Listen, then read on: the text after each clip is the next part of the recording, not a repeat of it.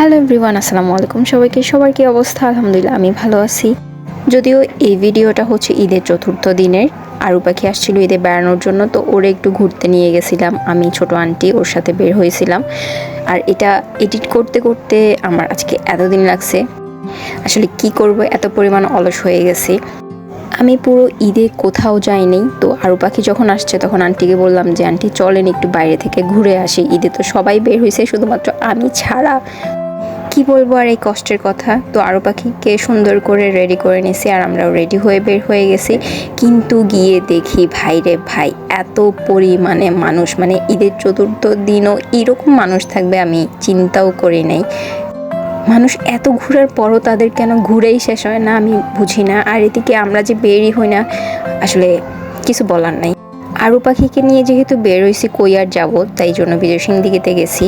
ওখানে গিয়ে পুরোই অবাক হয়ে গেছে যে পুরোটা একেবারে পার্ক করে ফেলছে। ও বায়না ধরছে ও নাগরদোলাতে উঠবে, কিন্তু আন্টি কোনোভাবে ওরে ওখানে উঠতে দিবে না। এই জন্য ঘোড়া না হরিণ ওখানে বসাই দিছি, ওকে কোনোভাবে বোঝাই। এই যে দেখেন, ঈদের চতুর্থ দিনও এত পরিমাণে মানুষ যে কী বলবো, মানে হাঁটার মতো ঠিকঠাক জায়গা পর্যন্তও নাই। আমরা খুব বেশি দূর যাইও নাই। একটু ছবি তুলে দেন আরু পাখিকে একটু ঘুরাই নিলাম। আর ও হচ্ছে ভেলপুরি খাবে, বললো ঝালমুড়ি খাবে। তো এই জন্য আন্টি ওরে নিয়ে যাচ্ছে ভেলপুরি নিয়ে দিতে। রমজান মাস শেষ হওয়ার পরপরই মনে হয় যেন গরমটা হুট করে বেড়ে গেছে। যাই হোক, ওখানে গিয়ে যা দেখলাম, ওটা পুরো একটা পার্ক হয়ে গেছে। আল্লাহ জানে কয়দিন পর না টিকিট নেওয়া স্টার্ট করে। আরু পাখি তো ভেলপুরি খাওয়া ছাড়া আসবেই না, এই জন্য ওর জন্য ভেলপুরি বলছে। আর আন্টি আর আমি মিলে ঝালমুড়ি খাইছি। বিজয় সিংদিঘিতে ঢুকতে মানুষজন এত পরিমাণে খেলনা নিয়ে বসছে, আমি তো ভাবছি যে আজকে শেষ। আমি আর ছোট আন্টি আমরা তো ভাবছি ও খেলনার জন্য প্রচুর বায়না করবে, বাট আল্লাহর রহমতে সেদিন কোনো বায়না করে নাই কোনো কিছুর জন্য। আর সে এত পাকনা হয়েছে, দেখেন আমাদেরকে রেখে সে আগে আগে হাঁটতেছিল, মনে যেন সে সব চিনে। আমি আর ছোট আন্টি তো পুরাই অবাক হয়ে গেছি, কারণ সে কোনো কিছুর জন্যই বায়না করে নাই, কান্না করে নাই। সে আমাদেরকে রেখে আমাদের আগে আগে হেঁটে চলে যাচ্ছিল।